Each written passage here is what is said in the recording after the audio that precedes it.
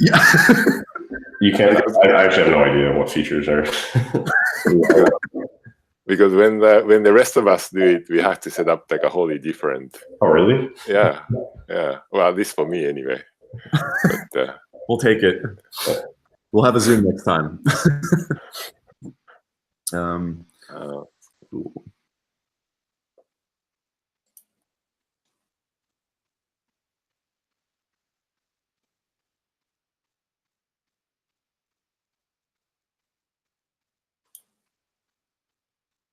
Cool. So let's. I mean, I think we could probably get started. It's about 5 minutes past. So I have an agenda. I mean, KK, you're as chair, you're basically kind of control the agenda and meetings. But I put together, something. Really, the most important things to decide on is meeting cadence, values, principles, and a project acceptance process over the next month or so, in my opinion. But I'll defer to you as chair moving forward. Yeah. All right. So I guess I get to run the show. So that's cool.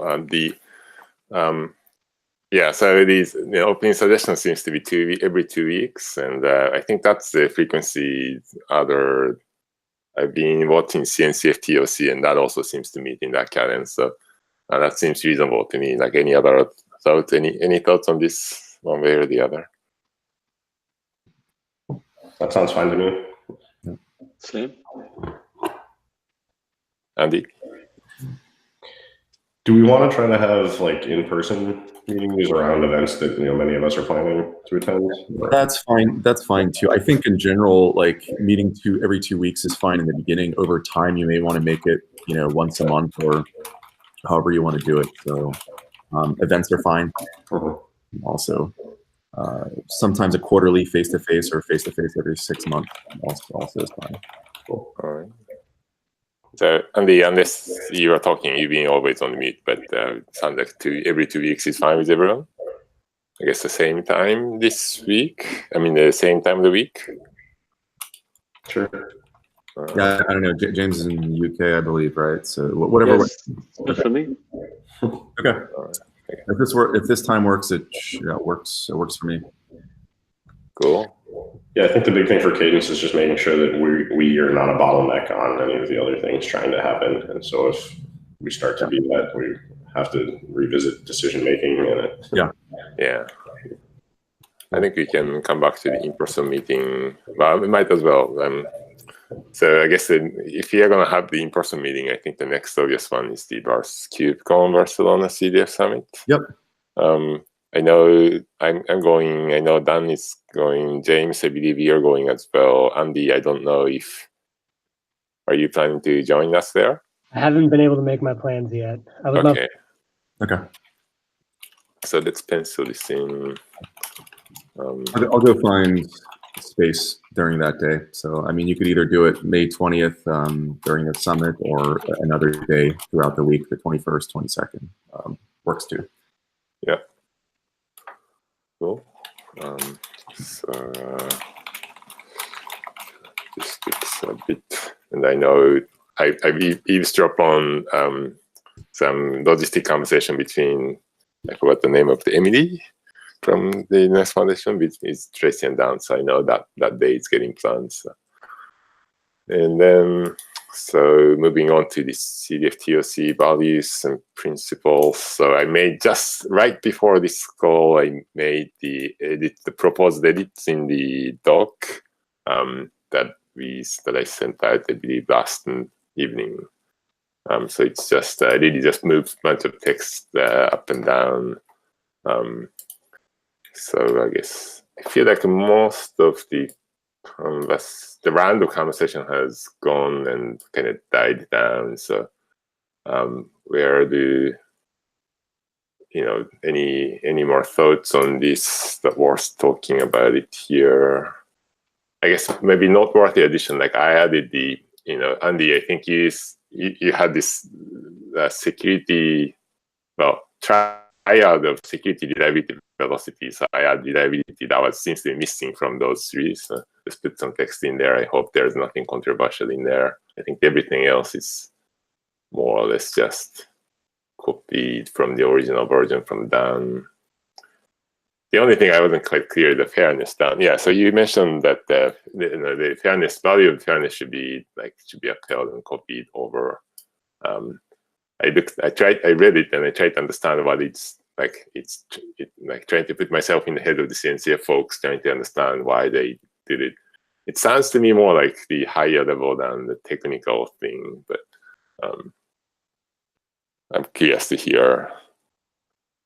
Like when they say like a not paper play or the avoid undue influence, it sounds like it's more like talking about, well, the GB shouldn't do those things. Yeah, true. Yeah. Yeah, it was a little unclear. They moved that document around on GitHub several times, and so it was kind of hard to trace the authorship back to exactly when these things were decided and by which body. Yeah. I mean, the original thought was to avoid any pay-to-play semantics in terms of technical contribution or anything around technical leadership and contribution. Okay. I mean, it obviously doesn't hurt to have it there. It's just, I was kind of curious if there's some backstories that led to those things. Yep. So what should the next step be? I guess we can maybe let it sit until the next time we meet and then kind of call it as version 1.0. We want to merge this on GitHub, right? Yeah, I would basically, if we're happy with it kind of where it is, if someone wants to volunteer and basically make this into a GitHub pull request, and then we could iterate through there. And then my suggestion is vote amongst the TOC to approve it as kind of a V1.0, and we'll kind of go from there. All right. Is that okay with everyone else? Yeah, I think we'll probably get some more comments on the GitHub post. But yeah, it's good. It's in a decent shape now. It's easier to iterate fast in this doc, and then we can deal with the pull requests review later. All right. So vote in the next TOC meeting. More comments. Around the comments and updates. I guess unless somebody wants to take this as I'm happy to take that action to create a PR. Go for it. Nope. All right. Okay. So the acceptance process. So I assume it's Chris, you added this also right before the pressure makes diamonds. So I threw in basically kind of what CNCF and some other kind of Linux Foundation best practices or foundations in terms of project acceptance and proposal criteria. It's fairly standard. I don't think there's anything surprising in there. If you want anything else that a project should put in a proposal, feel free to add a point. But my feeling is everything has to be done via GitHub. Should be a pull request to the TOC repo. They should present at one of these meetings. Is my kind of strong feeling. One thing you know, Chris, I know that's been a requirement for the CNCF. I think it's overall a pretty good thing, but the CNCF ended up getting backed up for like 6 months on projects. Is that because of the presenting? Do you have any? Correct. So we got backed up so much, we created another meeting that's purely dedicated to presentations. I don't think that's going to happen here just because the number of projects, it's a little bit smaller in scope. But if that happens, we're always free to kind of rearrange things around. I think it's fair to have everyone time to present so you have time to kind of critique them in a face-to-face or whatever distributed meeting type fashion. Yeah, I guess this is fine. If we ever start getting backed up for that many months, we can fix it. Yeah, I don't think it'll be an issue in my opinion, but we'll see. Yeah, sounds like a good problem to have. Yes. The only question I had is like maturity levels of projects. I think it's something for you to kind of think about. So, when CNCF was formed, everything kind of started out in incubation by default. So I'd probably recommend the same thing for here. You just have to kind of decide how many levels, what it means to be a graduated project, and so on. So that's kind of for you to still. Is that something that the governing board would have implications on, because the projects come with seats on TOC? Some of them. Yeah. So yeah, correct. Right. So charter to add levels or something. it's up to the technical board to figure out levels, but new projects that come in will get a seat on the TOC. So the way it's going to work is there's 6 seats on the TOC reserved for projects. 3 will come from the governing board. But so I guess the question is, in the charter, they didn't break out levels or anything like that. No, that's there's a sandbox style level that didn't come with a seat. Would that have to go into the charter? No. No, it's for you to decide. The technical board owns the whole process. All right. Yeah, there's implication on. I guess if you have those 3 stages, I feel like the project that 4 projects that we currently have kind of maps both to incubation and graduation. So graduated projects. So I guess that would be the seed criteria, and then having sandbox would help us have a buffer. Yeah. I was looking at some of the docs, Chris, that you sent in the first few days, and I was curious, like what people. I felt like I need to understand what other groups do to incubate the project effectively. It seems like there's a lot of thoughts have gone in different foundations. Yeah, I mean, for us at least, it's important for projects to grow the number of like maintainers from different companies, so you kind of avoid like a bus factor problem. Have a reasonable like security disclosure process. There's an effort from the Linux Foundation called the Core Infrastructure Initiative Best Practices Badging Program, which kind of lists a lot of like best practices that all open source projects should have. And we require folks to go through that. I actually highly recommend folks to kind of look at that. But generally, it's diversify your core maintainership, so it's not single vendor or single kind of maintainer driven. Have reasonable plans in place for security disclosure type issues. Grow or hold meetings in public. Do releases and so on. A lot of that information we'll be able to pull from dev stats that we set up for the CDF. I don't know if Andy's seen this yet, but let me see if I can put this in. CDF dev stats. So if you go here, you could pull basically a lot of statistics from the projects that we already have. Right. So. Is there any reason why, Chris, you would recommend we wouldn't model this after the CNCF's, sandbox incubation? Yeah, the only reason, if you didn't have a desire to accept early stage projects and not have a need for a sandbox level, then I would advocate dropping that. But if you do think like you're just gonna support early stage projects that may fail or succeed, then I would keep the sandbox level. So, if you want to support early stage projects, then I would just cargo cult what CNCF has done and maybe put your own spin on it. Otherwise, if you're not going to support early stage projects, just have incubation and graduation as levels. It's simpler. Yeah, some of the concerns they had, I'm just trying to recall those discussions, were about like it becoming just a dumping ground for projects. Yeah. Like a very to get things in and no real process to get things out. It's always harder to, like, if something stops being maintained, you don't want like the brand. It's harder to kick out projects. Like we're going through that discussion now in CNCF of essentially archiving our projects, and it is a little bit difficult. So if you want to keep the bar quality, really high, then avoiding sandbox is the way to go. So. Yeah, I mean, in my 2 cents, I feel like the domain that we're in the idea of practitioners and whatnot with respect to continuous delivery, I'm in favor of maybe avoiding the sandbox idea for a simpler process, but also kind of gives more credibility with respect to the tools that we're advocating. Yeah. Yeah, I guess one way to look at that, I mean, kind of echoing that point, maybe the way to look at it is if you're not willing to be on the treadmill to get to the graduation point, then maybe you don't need to be here. Yeah, I think it kind of I think we'd have to understand why people would want to put things in a sandbox tier. Some of it is probably just companies want more maintainers and think they'd get that by putting in the foundation. Maybe we can encourage other ways to do that without. Or marketing. Yeah, it's the brand affinity. Right.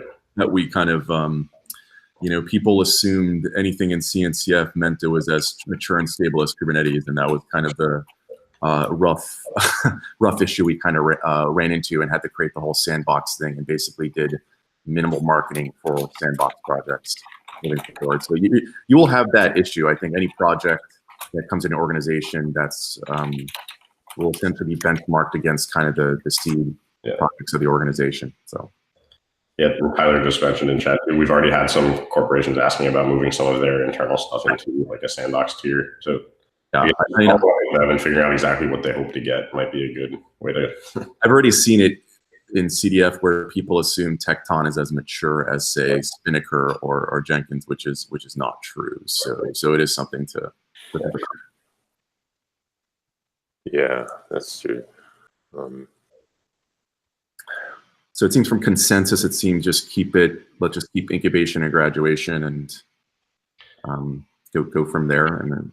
Yeah, I guess just gather data from people that want to put things in and see if a third tier would make sense. Okay, that works.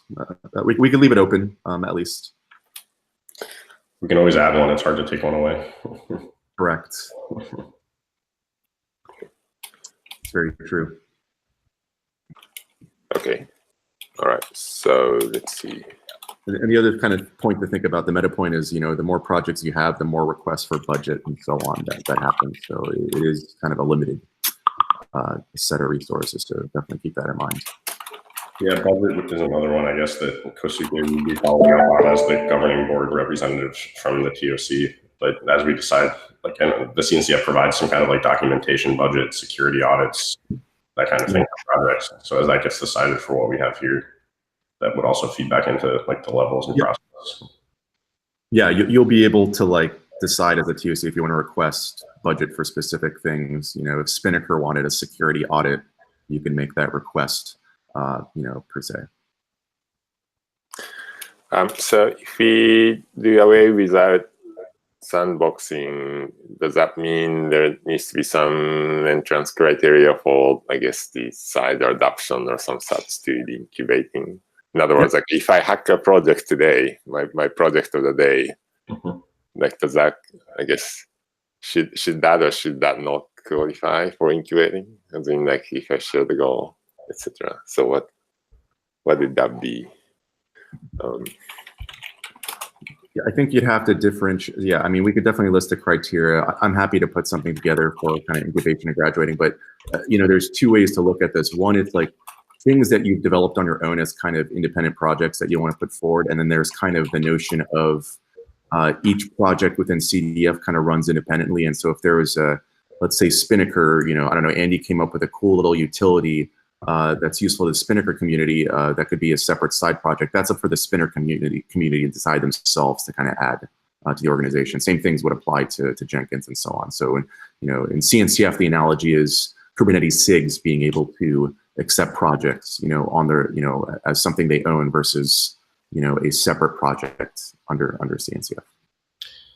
And a lot of those discussions have revolved around the same kind of question of why people feel they need to put things in Kubernetes, and a lot of it's brand affinity. And they've been trying to craft, a way for people to not have to put things in Kubernetes to still be integrated with Kubernetes and still be associated with it. In this case, I think we just want to leave it the freedom to the projects to decide if it's something that has a natural affinity under it or is directly part of it to figure out. We want to avoid a world where everything has to be in a project or in the CDF to integrate with the things that are. Yep. Right. But yeah, for things that do fit, you should be able to come in with like a great product. Okay. So I guess then I kind of take it that it does mean we should have some level of maturity adoption criteria for the incubating, because we believe not every Kohsuke hobby project needs to be in here.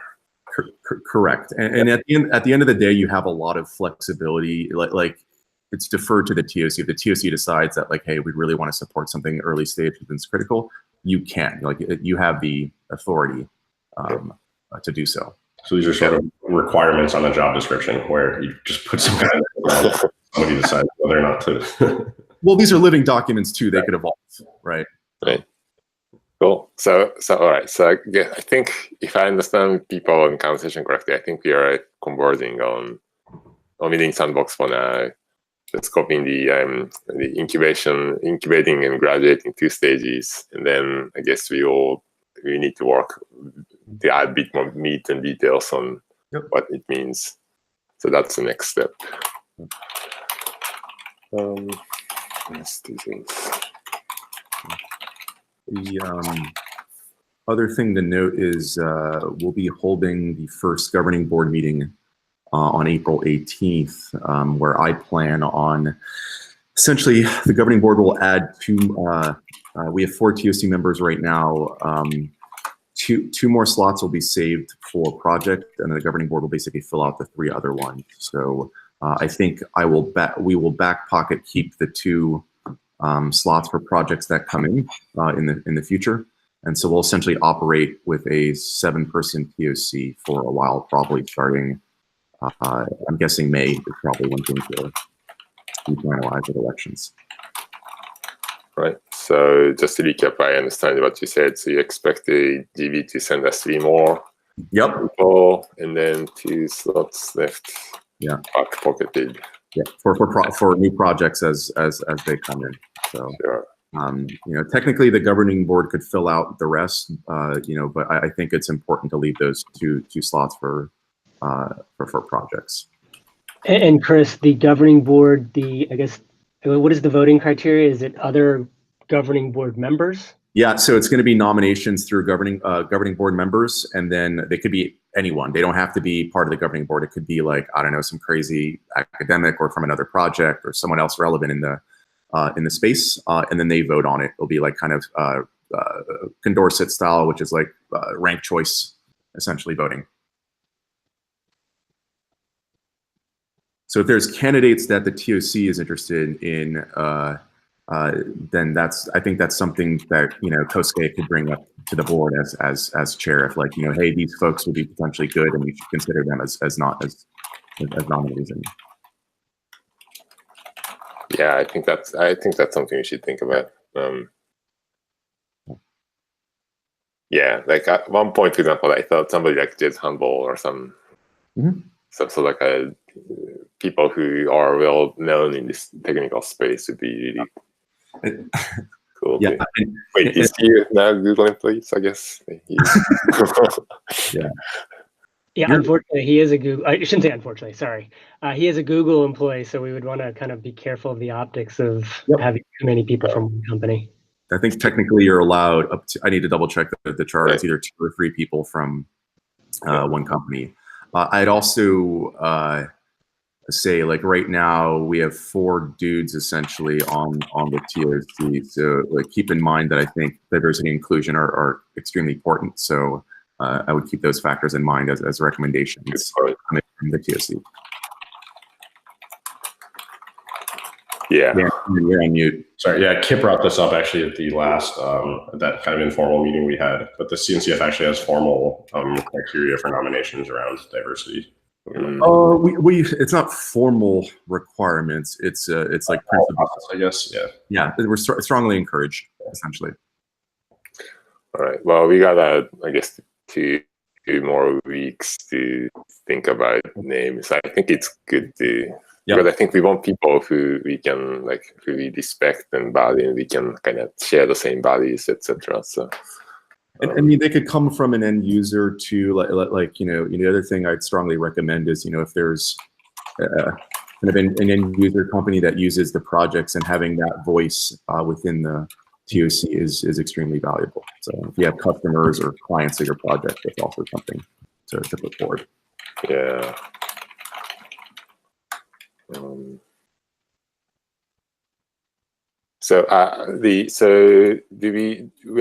What's your expectation of the timeline of so say GB meets in April 18th? I suppose the election will take its own bit of time. It'll take. My guess is it'll take probably 2 weeks from that date. So May would be the first realistic time that the new folks would come in. I'd also advise when that happens, the TOC would open up the project acceptance process and approval process, so people could do PRs from that day forward. 7 to me is enough to have a healthy number of folks to accept projects. Yeah. Okay. Yeah, I can't think of more names off the top of my head right now, but I'm sure we can. Yeah. Sure, I'll think about it. We could also ask for volunteers on the TOC list, like say, hey, the TOC is looking for candidates. If you're interested, please, reach out. That's another approach that you could take. The other kind of thing that, we kind of forgot to do in this call is essentially, I think we have some observers and kind of like just casual introductions. So that's another kind of thing that we should have done as we start. We all know each other, but there's some maybe new folks on the call that do not know us. So. What do people think about having having somebody who's serving both CDF TOC and CDF TOC as a kind of a bridge? I would propose a face-to-face meeting at KubeCon for that first thing, just to have that kind of discussion. Yeah, no reason. Cool. So let's see. I think that's a great idea. Yeah. Any more thoughts on this, or should we move on to next topic?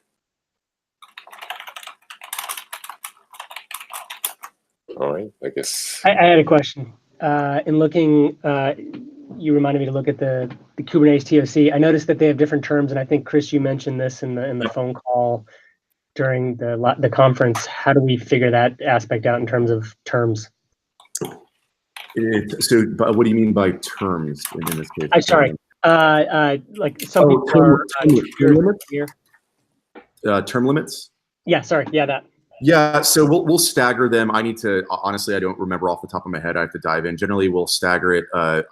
So Linux Foundation, we generally prefer 2-year terms, and so generally, what we'll do is once we get the 7, maybe we could do it where people would like draw straws or something. We'll do some kind of random thing where the first, let's say 4 will get 2-year terms, and then 3 will get 1-year terms, and then we'll forever stagger 2-year terms. After that is generally how I would propose doing it.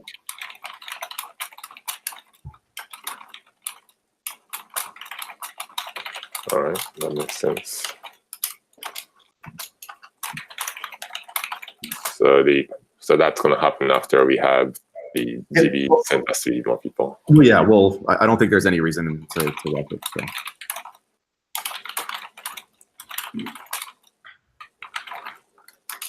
Does that make sense, Andy?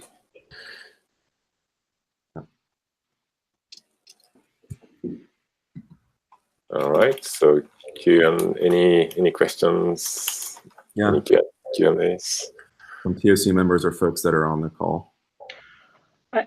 Chris, you brought up that we haven't done introductions. I'd be happy to do that now. I know. It's a little embarrassing, yeah. Going right back at the top, yes. Yes. Sorry. Yeah, go for it, Andy.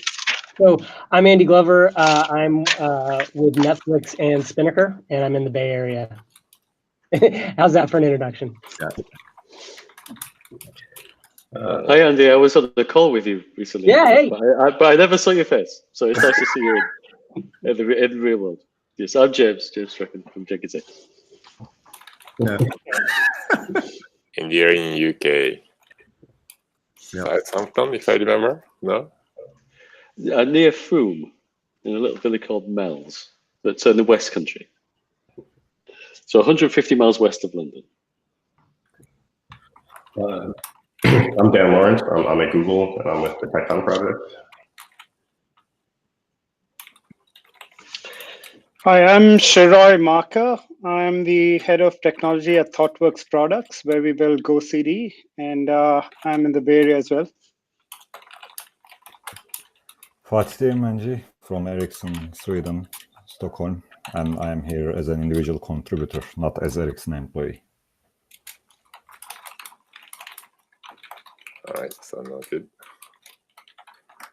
And I guess I'm Kohsuke.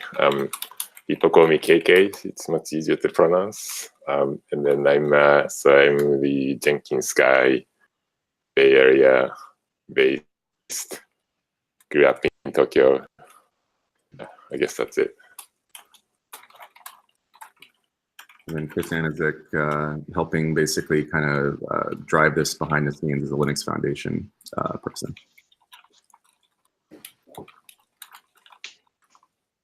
Cool. Tyler. Hi, I'm Tyler Croy. I'm a board member on the Jenkins project, and I'm in the West Coast time zone.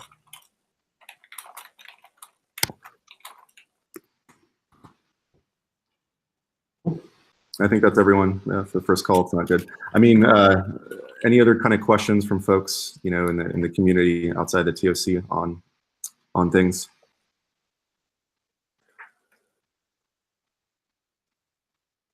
Not from me. Yep. I guess not from anyone else either. No. Cool. So, all right. So I guess there's a few. So next steps. What are the? So there's work on the next set of details in the project acceptance criteria, and then create the PR. That's another action item. And then nominate. You think about the people to recommend to GB for the TOC candidate. Any other kind of to-dos on people's mind? If there are particular budget-related things, potentially, you know, for projects, let me know. So we're basically drafting the first budget for the governing board to approve. We're also hiring a program manager to basically kind of, you know, our PMGM for CDF. So if you have candidates or folks that are potentially interested in running a foundation, let me know. But what will happen is the governing board will approve the initial budget, then we'll go try to, you know, hire someone and then deal with any needs coming in from the project. Cool. So would there be like blanket budgets, or would projects just request things as it comes along? Generally, we prefer a request model. Like every project tends to be unhappy in their unique, you know, ways and have different budget types of needs. So that's generally the way we prefer to work. I know, you know, like for example, I think Jenkins, you know, has some hosting requirements or something for tests and CI that they run that we kind of need to deal with. I think Microsoft will donate some credits there, but I need to double check with them. I honestly don't know what Spinnaker's needs are too, so it's something, you know, maybe evaluating what different needs projects have, and we kind of go from there. Sure. Yeah, it sounds like a useful baseline. It's to get the baseline of how much, like what's being spent currently. Yep. I have a couple questions. Yeah, what's up? First and foremost, so it sounds like most of the TOC will be in Barcelona. Was that? I think I was the only one who was non-committal. Is there plans for? I mean, now I feel like I totally want to go. I've always wanted to go, but now I feel like it's required since I'm meet y'all in person. But are you all planning to you know, speak at the conference and whatnot? I was curious about that aspect. So there is a continuous delivery summit on May 20th, right? So I believe the TOC, like each project, I think actually has a speaking slot. So at least that's the way we planned it. So if we didn't reach out to you and tell you that, then sorry. Sounds good. Sounds like I need to be in Barcelona. Yeah, planning the agenda. I was just in that call yesterday.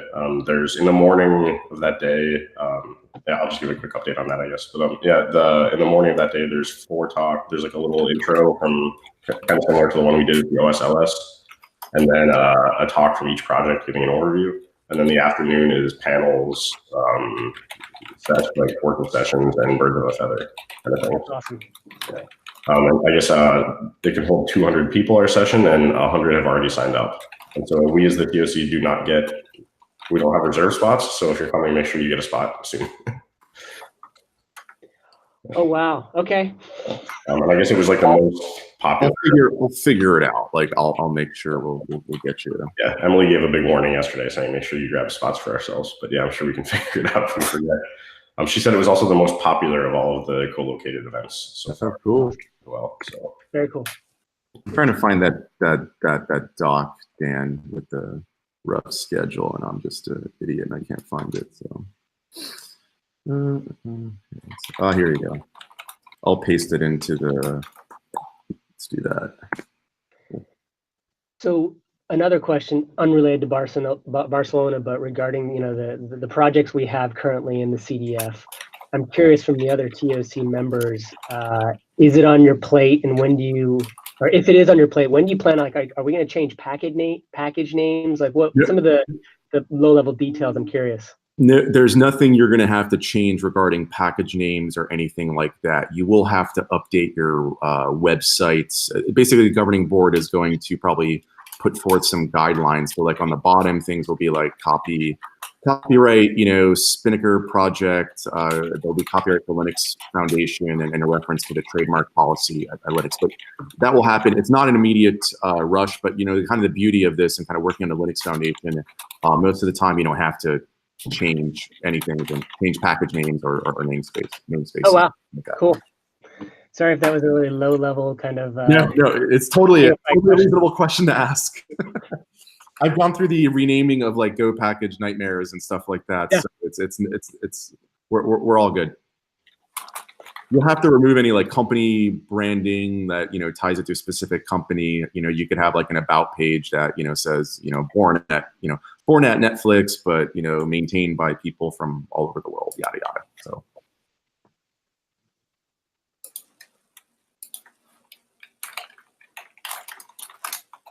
But I shared the doc for the event in the Hangout, so you should have a rough idea of the schedule and so on. I copied that into the notes as well. Okay. Thanks.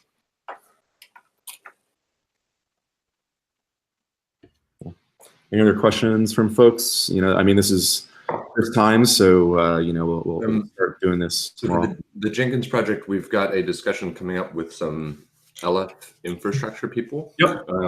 I don't know if for Spinnaker, because I'm assuming there's some infrastructure assets already out there for Spinnaker. If y'all have already started a discussion with LF on what we should strive to consolidate versus what makes sense to maintain independent versus what should be operated by LF. But I just wanted to bring that up, that we're going to start having the discussion from the Jenkins project to see what we can opportunistically consolidate. Yep. And it may make, at some point in the future, I don't know if this is a TOC level thing, yep. But at some point in the future, I would like to have a discussion around what shared pieces of infrastructure we might want to rely on, because I think that'll make it easier for us to secure budget for these things. Yeah. Yeah, if somebody from like Netflix, well, I'm sorry, the Spinnaker, somebody involved in running Spinnaker infra team, that'd be I think it'd be great to have that person also join the same call. But we're just kind of like doing the discovery at the moment, like what we currently run, like what the Linux Foundation infra team has traditionally done, just to establish the baseline. So. I think there's all kind of basic things of like generally the philosophy we've operated, each project kind of decides what it needs. Some are just happy with third-party online kind of services to run tests and all that. Some need actual dedicated hardware. Other small things around like maybe it's time we have like LastPass or something so people could share creds instead of holding on to their own. So just getting an idea of what the needs are is important. I know Jenkins is a little bit unique in kind of their needs, but I'm not sure about that. I'm curious from the standpoint, with respect to infrastructure, everything you just covered makes sense, but there's also, in my mind, additional infrastructure. For example, I consider like, Travis CI or Artifactory, Discourse, and then the big one, I'm curious if the Linux Foundation has a relationship with Slack. Yeah. I suspect we all have Slack teams and they're very expensive. So we do. So yeah. So my thing is like, how about over the next like month or so, kind of collect requirements from projects of like, here are things that we would like and what we need help with, and then we'll kind of do our best. I mean, my hope is like put on the CDF TOC mailing list. Is that where this discussion should happen? Yeah, I would do the CDF TOC. Basically, I would someone start a Google Doc maybe and just throw it all in there and then shoot a note to. Okay. TOC, and What I'll go ahead and do, because I need to do this ahead of the meeting we have on Thursday with the LF folks. Anyways, is I'll put a Google Doc together with sort of an inventory of what we consider infrastructure assets for the Jenkins project, and then I'll share that with the TOC mailing list. And then Andy, you could go throw stuff in there too. Yep. Yeah, eventually we'll also move to the model where like current assets that are like owned by companies or individuals will eventually be transferred over to LFIT for shared management, essentially. And then if you need to like update DNS or something, you all go through like the Linux Foundation service desk, essentially, to do that. So they become shared assets instead of one person owning all the SSH keys for things. Yeah.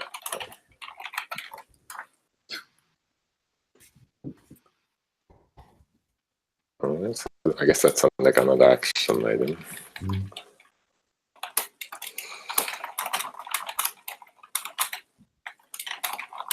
Yes. So Chris, you're gonna start the new doc, and then the rest of us do throw stuff in. I think Tyler volunteered to start the doc. So yeah. And then the goal for that for timeline is, I'm hoping after the governing board meets, improves the budget, and kind of just gets operational on their own. We still kind of have this, we're still bootstrapping, so probably May would be a good time to kind of start making formal requests. And I'll do my best to serve any intermediate needs. I know, Jenkins has CI credits expiring soon or something that potentially we need to deal with. Yeah, I'm I'll do my best. Working my magic on that at the moment. Okay, cool. Yeah, cool. Awesome. So I'll do my best for intermediate. Eventually, you will have someone that has a full-time, could give you full-time love outside of my very minimal time. Cool. That's a great news to hear, Tyler. That's why, so my personal credit card might not see this charge. I might not. I love projects who run on personal credit cards. Hopefully that's on yours, Andy, because I could relate to the expensiveness of it. I love points. Oh. Love it. Cool. All right. Anything else? All right. I guess then that's it for this then. See you in 2 weeks, and let's keep talking in the list. You want to set up the calendar invite for repeating now, I think, for every 2 weeks or whatever, how to do it, and then give the TOC members and me admin on that calendar if you can. That would be great. Sure, and then I can either send this recording to you, Chris, or post it to YouTube directly. If you send it to me, and then I'll have Natasha create, we're creating all the marketing, LinkedIn, YouTube channels, all that blah blah blah stuff. So. All right, thank you, everyone. Cool, awesome. All right, take care. Bye. Thanks.